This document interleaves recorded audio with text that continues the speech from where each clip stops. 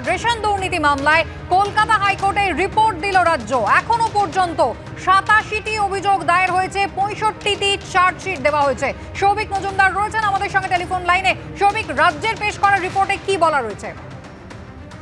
দেখো, তুমি জানো যে এই মামলার ক্ষেত্রে এনফোর্সমেন্ট ডাইরেক্টরেটের তরফ থেকে তারা কলকাতা হাইকোর্টে আসেন এবং তারা বলেন যে রেশন দুর্নীতির মামলার তদন্তভার তারা নিজেদের হাতে নিতে চান। এই মর্মে তাদের আদালতের কাছে আবেদন ছিল যে এই গোটা রাজ্যে কোথায় কোথায় কোন কোন থানায় মোট কতটি এফআইআর হয়েছে সেই এফআইআর একটা তালিকা কলকাতা হাইকোর্টের কাছে পেশ করা হোক, যার ভিত্তিতে এই মামলার বিচার পর্ব এগোতে পারে।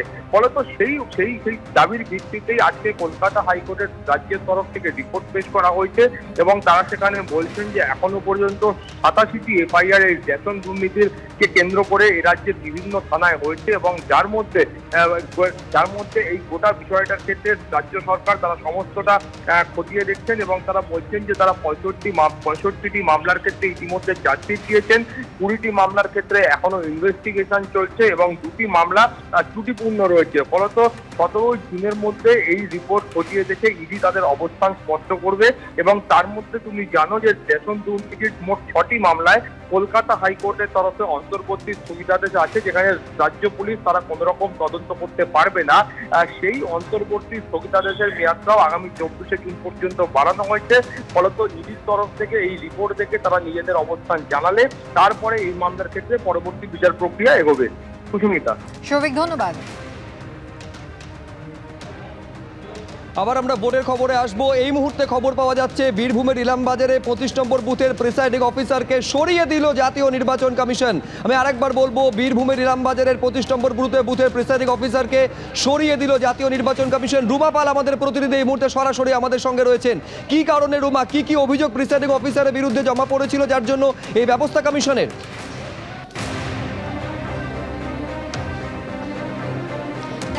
বলে রাখি, ইলামবাজারে 25 নম্বর বুথ প্রিসাইডিং অফিসারকে সরিয়ে দিয়েছে নির্বাচন কমিশন। দেখো, বলা যেতেই পারে 100% কিন্তু লাইভ ওয়েবকাস্ট হচ্ছে সব জায়গায় এবং এআই এর সাফল্য কিন্তু আবারও পেল নির্বাচন কমিশন।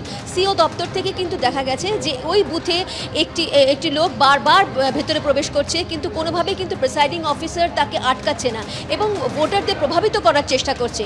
তারপরে কিন্তু সিও দপ্তর থেকে সেই ব্যবস্থা নেওয়া হয়েছে এবং নেওয়ার পর সেই প্রিসাইডিং অফিসারকে সরিয়ে দেওয়া হয়েছে, অন্য প্রিসাইডিং অফিসার নেওয়া হয়েছে।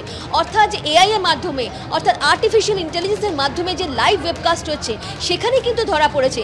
কিভাবে লাইভ ওয়েবকাস্ট হচ্ছে এটা আবারও বলে দিচ্ছি, কারণ যেখানে বুথের ভিতরে কোনো গন্ডগোল দেখতে পেলেই কিন্তু সঙ্গে সঙ্গে কিন্তু এখানে নির্বাচন কমিশনে যেখানে এআই এর মাধ্যমে লাইভ ওয়েবকাস্ট হচ্ছে সেখানে সঙ্গে সঙ্গে রেড অ্যালার্ট হবে এবং রেড অ্যালার্টের মাধ্যমে কিন্তু জানতে পারা গেছে যে প্রিসাইডিং অফিসার কোনো ব্যবস্থা নিচ্ছে না এবং তারপরে ইলামবাজারে 25 নম্বর বুথে নির্বাচন কমিশন ওই প্রিসাইডিং অফিসারকে সরিয়ে দিয়েছে। রুমা, ধন্যবাদ।